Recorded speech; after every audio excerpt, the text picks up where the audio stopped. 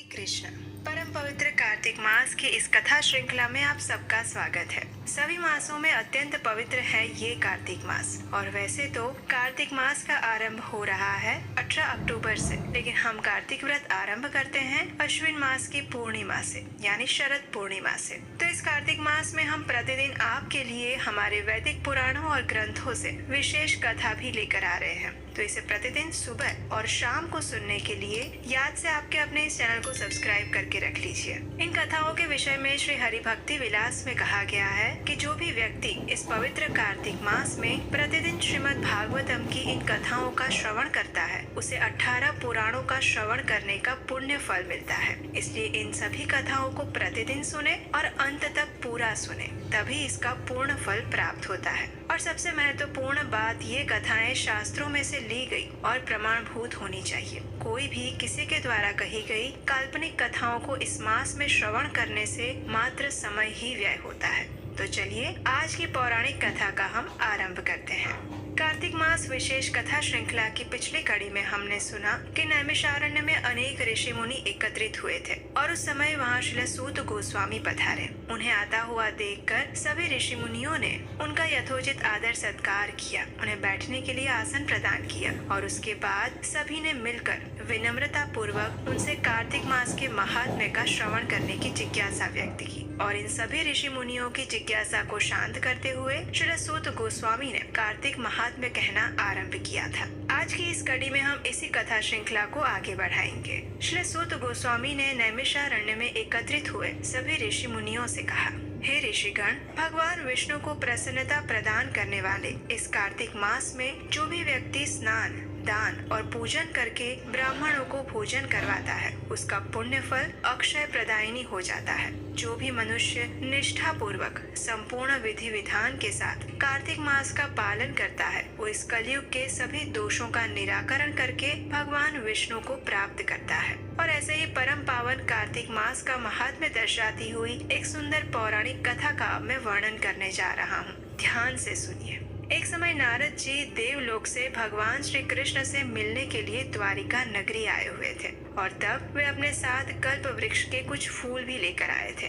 और तब वे अपने साथ पारिजात वृक्ष के कुछ फूल भी लेकर आए थे। नारद मुनि को देखकर भगवान श्री कृष्ण ने उनका स्वागत किया, उनके चरण पखारे, उनको उचित स्थान प्रदान किया। कुछ समय बाद जब नारद जी वापस लौटने लगे तो उन्होंने उसी वृक्ष के पुष्प भगवान श्री कृष्ण को भेंट किए। भगवान श्री कृष्ण ने उन सुंदर और पवित्र पुष्पों को अपनी पत्नियों में बांट दिया। भगवान श्री कृष्ण की 16,108 रानियां थी और ये सभी रानियां इन पुष्पों को प्राप्त करके अत्यंत प्रसन्न हुई। सभी रानियों में सत्यभामा सबसे प्रसन्न थी, क्योंकि उनके आंगन में तो स्वयं भगवान श्री कृष्ण ने यही वाला वृक्ष लगाया हुआ था। उन्हें लगा कि वो इतनी सौभाग्यशाली हैं कि वे त्रिभुवन के स्वामी भगवान श्री कृष्ण की पत्नी है। और इस प्रकार सोचते हुए उन्हें लगने लगा कि भगवान श्री कृष्ण सबसे अधिक उनको ही प्रेम करते हैं। अब एक समय सत्यभामा और भगवान श्री कृष्ण बैठकर वार्तालाप कर रहे थे। उस समय अपने मन के विचारों को सत्यभामा ने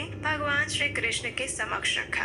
प्रसन्न मुख से सत्यभामा ने भगवान श्री कृष्ण से कहा, हे भगवान, मैं धन्य हूँ, कृतकृत्य हूँ और मेरा जीवन सफल है। हे प्रभु, मैंने पूर्व जन्म में ऐसा क्या दान, व्रत अथवा तप किया था जिसके कारण मुझे इस मृत्यु लोक में जन्म लेकर भी आपकी पत्नी बनने का सौभाग्य प्राप्त हुआ। कृपया इसका समाधान आप मुझे बताएं। तब भगवान श्री कृष्ण ने मुस्कुराते हुए सत्यभामा को कहा, हे प्रिये, मैं आपसे अत्यंत प्रेम करता हूँ, इसीलिए तो मैंने इंद्र का विरोध करके भी इस पारिजात वृक्ष को आपके आंगन में लगाया है। इस विषय में अगर मन में कोई भी उलझन है तो मुझे बताओ, मैं तुम्हारी हर उलझन के प्रश्न का समाधान कर सकता हूँ। तो इसके उत्तर में सत्यभामा ने कहा, हे प्रभु, यदि आप सच में मुझ पर प्रसन्न हैं, तो कृपया मुझे ये बताइए कि मैंने पिछले जन्म में कौन से पुण्य कर्म किए थे जिसके कारण आज इस जन्म में मैं आपकी पत्नी बन पाई हूँ और गरुड़ पर सवार होकर मैं आपके साथ इस पृथ्वी का भ्रमण करती हूँ। कृपया मुझे बताइए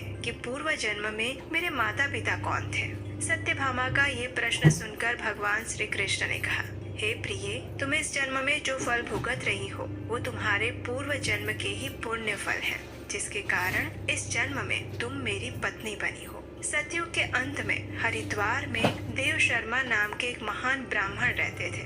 उनका जन्म अत्रि कुल में हुआ था और वे वेद तथा वेदांगों के प्रकांड विद्वान थे।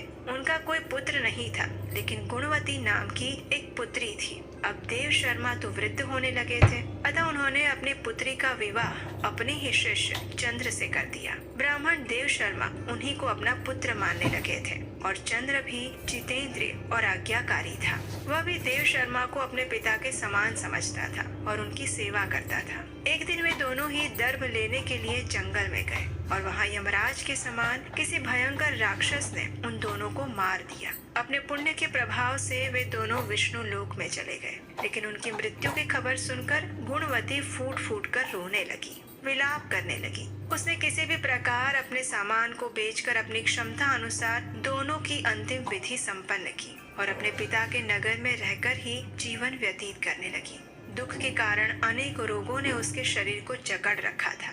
जीवित होते हुए भी गुणवती दुनिया के लिए पहले ही मर चुकी थी। अब स्वास्थ्य अच्छा न होने के बाद उसने मृत्यु पर्यंत 2 व्रतों का पालन किया। एक था एकादशी का उपवास और दूसरा कार्तिक मास का पालन करना। इस प्रकार गुणवती प्रतिवर्ष कार्तिक व्रत का पालन करती थी। एक बार जब वो बीमार हो गई, उसके सभी अंग कमजोर थे और ज्वर से वो अत्यंत व्याकुल हो गई थी। फिर भी किसी तरह से उसने धीरे धीरे चलकर गंगा जी में स्नान किया। पानी में उतरते ही ठंड के कारण वो कांपने लगी और उसी समय उसने आकाश से एक विमान को आते हुए देखा। भगवान विष्णु के दूत उसे उस रथ में बिठाकर वैकुंठ ले गए। कार्तिक व्रत के प्रभाव से वे मेरे सानिध्य में रहने लगी। उसके बाद ब्रह्मा आदि की प्रार्थना से जब मैं इस पृथ्वी पर आया तो मेरे सभी पार्षद भी मेरे साथ यहाँ आए। हे भामिनी, ये सभी यादव मेरे पार्षद हैं। पूर्व जन्म के देव शर्मा ही तुम्हारे पिता सत्राजीत हुए और वह चंद्र नाम का ब्राह्मण ही अक्रूर है और आप वही कल्याणमयी गुणवती हैं। कार्तिक व्रत के पुण्य से ही आप मेरी पत्नी बनी है। पूर्व जन्म में आपने जो मेरे मंदिर द्वार पर तुलसी की वाटिका लगाई थी, उसके फल से ही आपके आंगन में आज ये पारिजात वृक्ष सुशोभित है।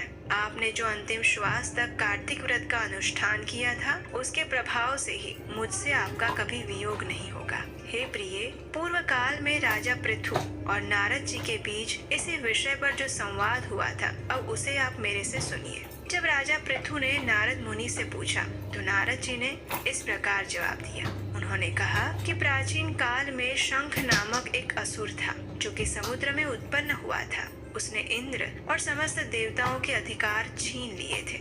इस दानव के भय से सभी देवता मेरु गिरी की दुर्गम पर्वतमाला में छिप गए। उस समय अब दैत्य ने सोचा कि मैंने तो देवताओं को जीत लिया है, फिर भी वे अत्यंत बलवान दिख रहे हैं। अब इसके लिए मैं क्या करूं? मुझे अच्छे से याद है कि वेद मंत्रों की शक्ति से ही देवता बलवान बनते हैं, इसलिए मैं वेदों का ही अपहरण कर लूंगा। उससे सभी देवता निर्बल हो जाएंगे। इस प्रकार सोचकर उसने ब्रह्मा जी के सत्यलोक से वेदों को हर लिया। जब वे वेदों को लेकर जा रहा था तब उसके हाथ से छूटकर वेद भागने लगे और यंत्र मंत्र और बीजों के साथ जल में समा गए। शंखासुर वेदों के पीछे गया और उन्हें ढूंढने लगा, लेकिन उसे कहीं भी वे वेद नहीं मिले। अब इस तरफ सभी देवता मिलकर भगवान विष्णु के पास आए और उनकी स्तुति करने लगे। तब भगवान जागे और इस प्रकार उन्होंने कहा, हे देवतागण, मैं आपकी स्तुति और मंगल साधना से प्रसन्न हुआ हूँ। आपको क्या वरदान चाहिए? आपने कार्तिक शुक्ल पक्ष की एकादशी के दिन मुझे जगाया है, इसलिए ये तिथि मेरे लिए अत्यंत प्रिय और माननीय है। शंखासुर द्वारा हरण किए गए सभी वेद जल में स्थित हैं। मैं अभी वो सागर पुत्र शंख का वध करके सभी वेदों को लेकर आऊंगा। इस कार्तिक मास में जो भी प्रातः काल स्नान करेगा उसे सभी प्रकार के यज्ञ का पुण्य फल प्राप्त होगा। आज से मैं भी कार्तिक मास में जल के अंदर ही निवास करूंगा। ऋषियों सहित सभी देवतागण मेरे साथ जल में आइए। इतना कहकर भगवान विष्णु ने मछली का रूप धारण किया और जल में प्रवेश कर गए। शंखासुर का वध करने के बाद भगवान श्री हरि बद्रीवन वापस आए और वहाँ उन्होंने सभी ऋषियों को बुलाकर आज्ञा दी कि हे मुनीश्वरों, तुम जल में बिखरे हुए इन सभी वेद मंत्रों को ढूंढो और यथाशीघ्र उन्हें समुद्र से बाहर निकाल लाओ। तब तक मैं प्रयाग में देवताओं के पास रहूंगा। उस समय तपोबल संपन्न सभी महर्षियों ने यज्ञ और बीजों सहित संपूर्ण वेद मंत्रों का उद्धार किया। जिन जिन ऋषि ने जिस मंत्र को सीखा उन ऋषियों को उन मंत्रों का स्वामी माना गया। इसके बाद सभी ऋषि एकत्रित होकर प्रयाग चले गए। वहाँ उन्होंने सभी उपलब्ध वेद मंत्र ब्रह्मा जी सहित भगवान विष्णु को समर्पित कर दिए और तब ब्रह्मा जी समस्त वेद पाकर अत्यंत प्रसन्न हुए। उन्होंने देवताओं और ऋषि मुनियों के साथ प्रयाग में अश्वमेध यज्ञ किया। यज्ञ समाप्त होने पर सभी देवताओं ने भगवान से निवेदन किया, हे देवाधिदेव जगन्नाथ, इस स्थान पर ब्रह्मा जी ने खोए हुए वेद पुनः प्राप्त किए और आपकी कृपा से हमें यज्ञ भाग भी प्राप्त हुआ। अतः ये स्थान पृथ्वी पर सर्वोत्तम, पुण्य में वृद्धि करने वाला हो, यज्ञ और मोक्ष को देने वाला हो और साथ ही ये समय भी महापुण्यमयी और ब्रह्मघाती इत्यादि महापापियों की शुद्धि करने वाला हो तथा ये स्थान यहाँ आने वाले दान को अक्षय बना दे, ऐसा वरदान आप हमें दीजिए। उस समय भगवान विष्णु ने उत्तर देते हुए कहा, हे देवतागण, आपने जो कुछ भी कहा है वो मुझे स्वीकार्य है। आपकी इच्छा पूर्ण होगी। आज से ये स्थान ब्रह्म क्षेत्र कहलाएगा। सूर्य वंश में जन्मे राजा भागीरथ गंगा जी को यहाँ लेकर आएंगे और यहीं पर आकर वे सूर्य पुत्री यमुना से मिलेंगे। ब्रह्मा जी तथा आप सभी देवता मेरे साथ यहीं निवास करेंगे और आज से ये तीर्थ तीर्थराज के नाम से जाना जाएगा। तीर्थराज के दर्शन से तत्काल सभी पाप नष्ट हो जाएंगे। जब सूर्य मकर राशि में प्रवेश करेगा उस समय यहाँ स्नान करने वाले मनुष्य के समस्त पाप ये तीर्थ नष्ट कर देगा। ये समय भी मनुष्य के लिए महापुण्यप्रद होगा। जब माघ मास में सूर्य मकर राशि में स्थित हो, यहाँ स्नान आदि करने से सालोक्य आदि का फल प्राप्त होगा। देवाधिदेव भगवान विष्णु ने देवताओं से इस प्रकार कहकर ब्रह्मा जी के साथ अंतर्ध्यान हो गए। उसके बाद इंद्र आदि देवता भी अपने अंश से प्रयाग में रहते हुए अंतर्ध्यान हो गए। श्रील सूत गोस्वामी ने इस कथा का समापन करते हुए कहा कि जो भी मनुष्य कार्तिक मास में इस स्थान में वास करता है, तुलसी की जड़ में श्री हरि की पूजा करता है, वो इस लोक में पूर्ण भोग भोगने के बाद अंतिम वैकुंठ धाम में जाता है। इस प्रकार भगवान श्री कृष्ण ने सत्यभामा को उनके पूर्व जन्म का ज्ञात करवाया और कार्तिक मास के महत्व को समझाया। इस कथा को संपन्न करने के बाद अब श्रील सूत गोस्वामी भक्ति प्रदायिनी तुलसी महारानी की एक विशेष कथा सुना रहे हैं और वो कथा हम सुनेंगे हमारे इसी कार्तिक मास कथा विशेष श्रृंखला की अगली कड़ी में। तो उसे सुनने के लिए याद से आपके अपने इस चैनल को सब्सक्राइब कर लीजिए। हमारे व्हाट्सएप और टेलीग्राम ग्रुप के साथ भी जुड़ जाइए, जिससे कि इसका नोटिफिकेशन और रेगुलर अपडेट्स आपको मिलते रहे। अगर आपको आज की हमारी ये कथा अच्छी लगी है तो इस वीडियो को लाइक कीजिए और अपने मित्रों को शेयर कीजिए। चलिए अब एक प्रश्न का उत्तर दीजिए। आज का प्रश्न ये है कि भगवान श्री कृष्ण ने सत्यभामा के आंगन में कौन सा वृक्ष लगवाया था? आपके जवाब हमें नीचे कमेंट बॉक्स में लिखकर बताइएगा। इसी से हमें पता चलेगा कि आप कितना ध्यान पूर्वक इन कथाओं को सुनते हैं। तो चलिए इस परम पवित्र कार्तिक मास में भगवान श्री दामोदर को अपना तन, मन, हृदय और चेतना समर्पित करते हैं और उनसे उनकी शुद्ध भक्तिमय सेवा की याचना करते हैं। तो आइए अब हम इस पवित्र कार्तिक मास में तुलसी देवी की आरती करते हैं। प्रतिदिन तुलसी देवी की पूजा करते हुए इस तुलसी आरती का स्तवन, पठन और श्रवण करना चाहिए। तो आइए अब हम उसी तुलसी आरती का श्रवण करते हैं।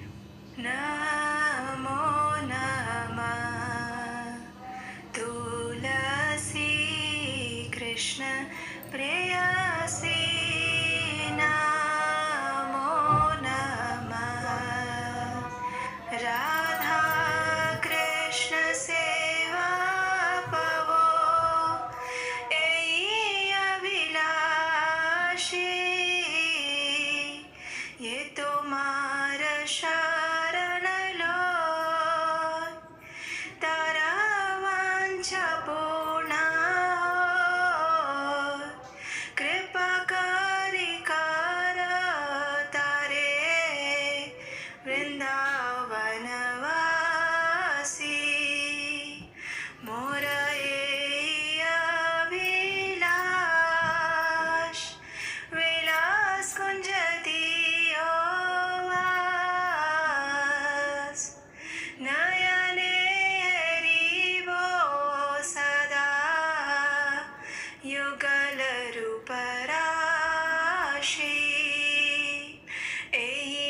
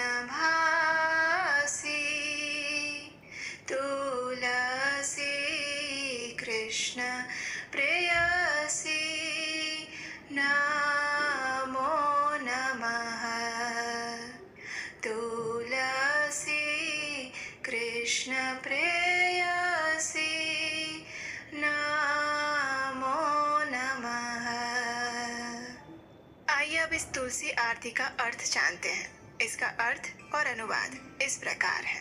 भगवान श्री कृष्ण की प्रियतमा, हे तुलसी देवी, मैं आपको बारंबार प्रणाम करती हूँ। मेरी एकमात्र इच्छा है कि मैं श्री राधा कृष्ण की प्रेममयी सेवा प्राप्त कर सकूं। जो कोई भी आपकी शरण लेता है उसकी कामनाएं पूर्ण हो जाती है। उस पर आप अपनी कृपा बरसाती हैं और उसे वृंदावन वासी बना देती हैं। मेरी एकमात्र यही अभिलाषा है कि आप मुझे भी वृंदावन के कुंजों में निवास करने की अनुमति दें, जिससे मैं युगल श्री राधा कृष्ण की सुंदर लीलाओं का सदैव दर्शन कर सकूं। आपके चरणों में मेरा यही निवेदन है कि मुझे किसी भी व्रज गोपी की अनुचरी बना दीजिए और सेवा का अधिकार देकर मुझे आपकी निज दासी बनने का अवसर प्रदान कीजिए। अति दीन कृष्ण दास आपसे यही प्रार्थना करता है कि मैं सदा सर्वदा श्री श्री राधा गोविंद के प्रेम में डूबा रहूं। इस प्रकार तुलसी आरती करने के बाद अब समय है तुलसी देवी की प्रदक्षिणा करने का। और इस तुलसी देवी की प्रदक्षिणा करते समय आप इस मंत्र का उच्चारण कर सकते हैं। यानि कानि च पापानि ब्रह्महत्यादिकानि च तानि तानि प्राणनाशन्ति प्रदक्षिण पदे पदे। इसका अर्थ ये होता है कि जो भी व्यक्ति तुलसी महारानी की प्रदक्षिणा करता है तो उस प्रदक्षिणा के दौरान पद पद पर उसके समस्त ब्रह्म हत्यादि जैसे बड़े बड़े पापों का भी नाश हो जाता है। तो इस प्रकार इस कार्तिक मास में आप तुलसी पूजन और प्रदक्षिणा कर सकते हैं। चलिए अब हम इस पवित्र दामोदर मास यानी कार्तिक मास में तुलसी देवी के स्तोत्र का पाठ करते हैं, जिसकी रचना श्री पुंडरीक दास द्वारा की गई है। जगद्धात्री नमस्तुभ्यं विष्णोश्च प्रियवल्लभे यथा ब्रह्मादयो देवाः सृष्टिस्थित्यन्तकारिणः। नमस्तुलसी कल्याणी नमो विष्णु प्रिये शुभे नमो मोक्षप्रदे देवी नमः सम्पत्प्रदायिके। तुलसी पातु मां नित्यं सर्वापदभ्योऽपि सर्वदा कीर्तितापि स्मृता वापि पवित्रति मानवम्। नमामि शिरसा देवीं तुलसीं विलसत्तनुं यां दृष्ट्वा पापिनो मर्त्या मुच्यन्ते सर्वकिल्बिषात्। तुलस्या रक्षितं सर्व जगत्ते तुच्चराचरं या विनिहन्ति पापानि दृष्ट्वा वा पापिभिर्नरैः। नमस्तुलस्यतीतराम्यस्यै बद्धवाञ्जलिं कलौ कलयन्ति सुखं सर्वं स्त्रियो वैश्यास्तथा परे। तुलस्या नापरं किञ्चित् दैवतं जगति तले यथा पवित्रितो लोको विष्णु संगेन वैष्णवः। तुलस्याः पल्लवं विष्णोः शिरस्यारोपितं कलौ आरोपयति सर्वाणि श्रेयांसि वरमस्तके। तुलस्यां सकलादे वसन्ति सततं यतः अतस्तामर्चये लोके सर्वान् देवान् समर्चयन्। नमस्तुलसी सर्वज्ञे पुरुषोत्तमवल्लभे पाहि मां सर्वपापेभ्यः सर्वसम्पत्प्रदायिके। इति स्तोत्रं पुरा गीतं पुण्डरीकेण धीमता विष्णुमर्चयता नित्यं शोभनैस्तुलसीदलैः। तुलसी श्रीमहालक्ष्मी विद्या विद्या यशस्विनी धर्म्या धर्मानना देवी देवी देव मनः प्रिया लक्ष्मी प्रिय सखी देवी द्यौर्भूमिरचला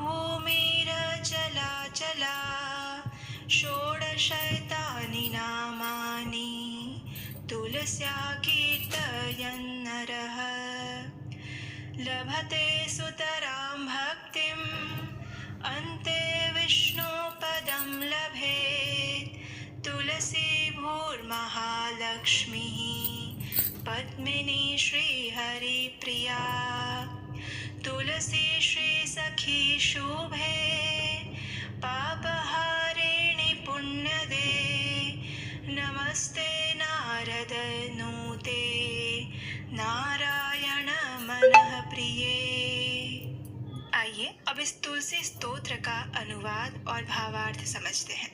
श्रीमती तुलसी देवी ब्रह्मांड की माता और भगवान विष्णु की परम प्रिय संगिनी है, जिनके कारण ब्रह्मा आदि देवता सृजन, पालन और संहार के कार्य संपन्न करते हैं। हे श्रीमती तुलसी देवी, मैं आपको दंडवत प्रणाम करता हूँ। आप सद्गुणी हैं, कल्याणकारी हैं और भगवान विष्णु को प्रिय है। आप धन, संपत्ति और मुक्ति प्रदान करने वाली हैं। श्रीमती तुलसी देवी प्रत्येक स्थिति में समस्त विपदाओं से निरंतर मेरी रक्षा करें। आपकी स्तुति और मात्र स्मरण करने से ही लोगों को पवित्र कर देता है। मैं श्रीमती तुलसी देवी को शीश झुकाकर प्रणाम करता हूँ, जिनका तेजवान और दमकदार रूप, जिसको देखकर पापी नश्वर मनुष्य समस्त दोषों से मुक्त हो जाते हैं। समस्त चर और अचर वस्तुओं सहित इस संपूर्ण जगत की श्रीमती तुलसी देवी रक्षा करती हैं, जिनके केवल दर्शन मात्र से ही पापी व्यक्तियों के पाप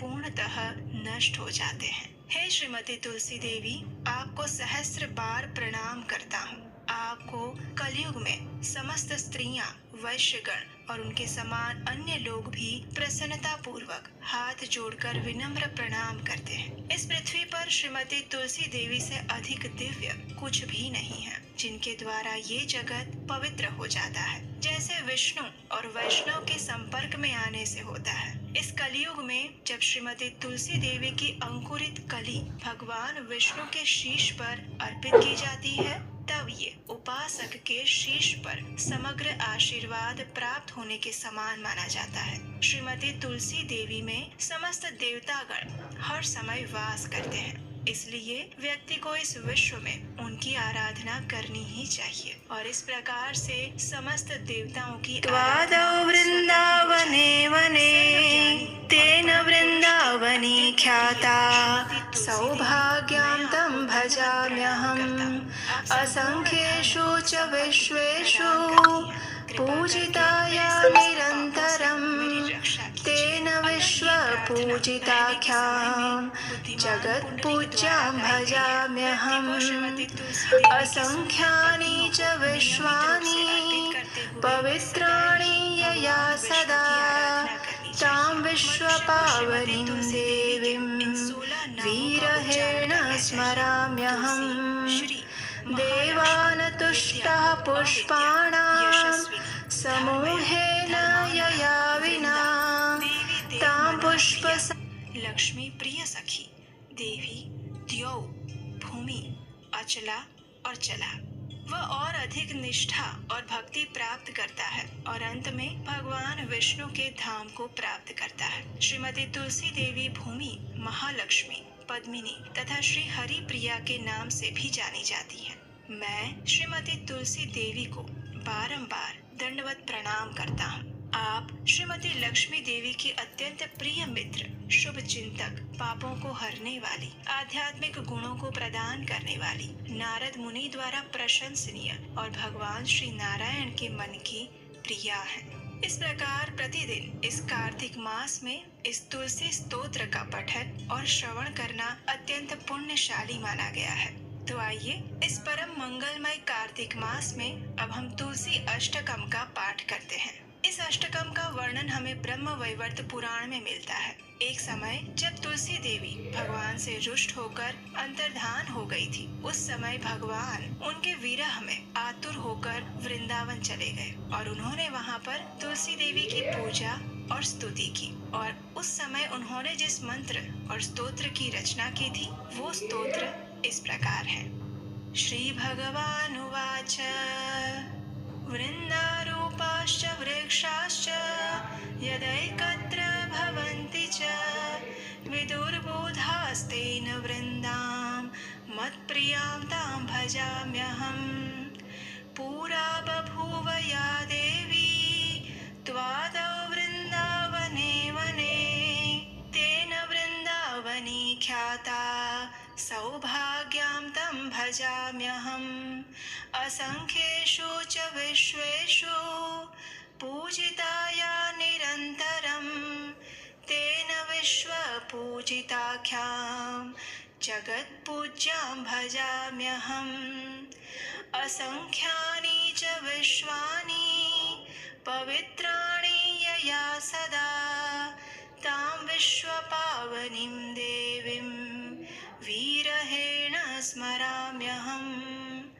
देवान् तुष्टः पुष्पाणां समूहेन यया विना तां पुष्पसारां शुद्धां च द्रष्टुमिच्छामि शोकतः।